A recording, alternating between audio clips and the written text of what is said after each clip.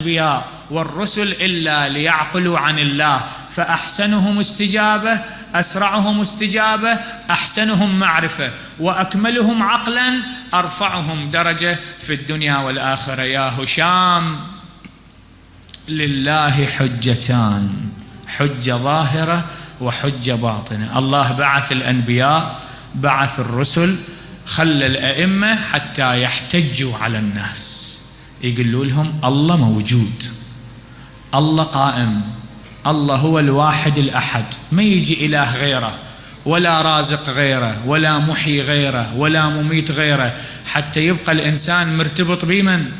مرتبط بالله عز وجل، ملتزم بالله عز وجل. العقل هو الحجة الباطنة على الإنسان. أكو صوت بداخل الإنسان، صوت الله. فرد يوم أحد الملائكة شاف عابد من العباد في بني إسرائيل. شنو شاف؟ شو انتبه لي حتى أذكرك بالحديثين البارحة اللي قريناهن. العالم أشد على الشيطان من 1000 عابد. ركعتين يصليها العالم أفضل من 1000 ركعة يصليها العابد.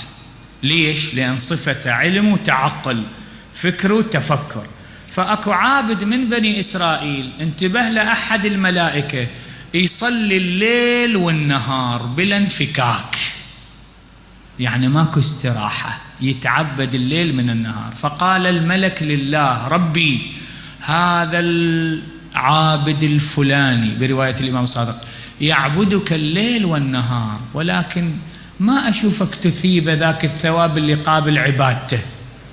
شو الثواب؟ مو على قد عبادته اللي عبدك إياها، جاي تعطيه ثواب قليل. ليش؟ قال له: انزل إليه وستعرف السبب.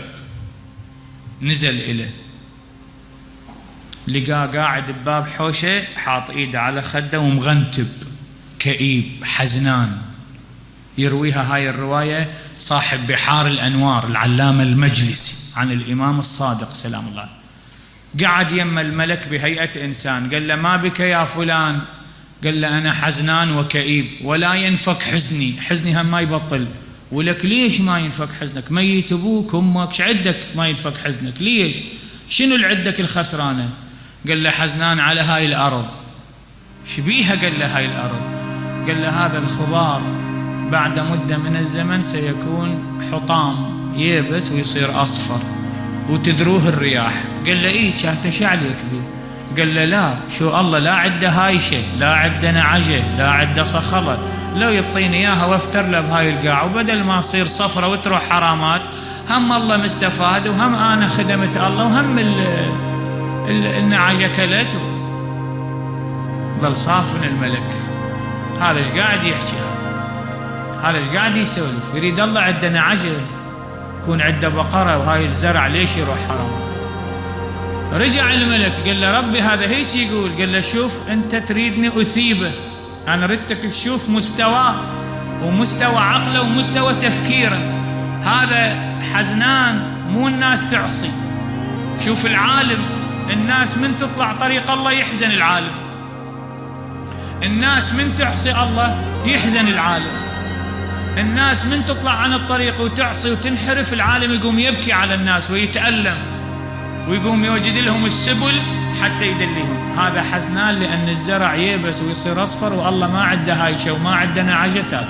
قال له: هذا عقله وياه، هذا مستوى تفكيره، فأنا أثيب على حجم عقله، قلت مو على حجم عبادته. انتبه لي يا ولد، انتبه لي ابويا. يقول له: أنا ما أثيب على ما قد يتعبد لي في الليل والنهار، على قدر عقله. والإمام الكاظم يقول: على قدر عقله الإنسان تكون استجابته ومعرفته. يا هشام، لله حجتان، أنبياء ورسل وأئمة. وإذا ماكو حجة الأنبياء والرسل والأئمة وهي الحجة الظاهرة، العقل هو الحجة على الإنسان، العقل هو حجة الله على الإنسان. فعقلك حجة عليك من قبل الله عز وجل، لذلك الله يثيبك على قدر عقلك وعلى قدر استفادتك من تفكيرك ونتاج تفكيرك. هذا يراد له شغل يا ناس، ويراد له تقييم، أن الإنسان يقيم عقله ويقيم تفكيره. أعيد لك الحديث: يا هشام، لكل شيء دليل، ودليل العقل شنو؟ التفكر.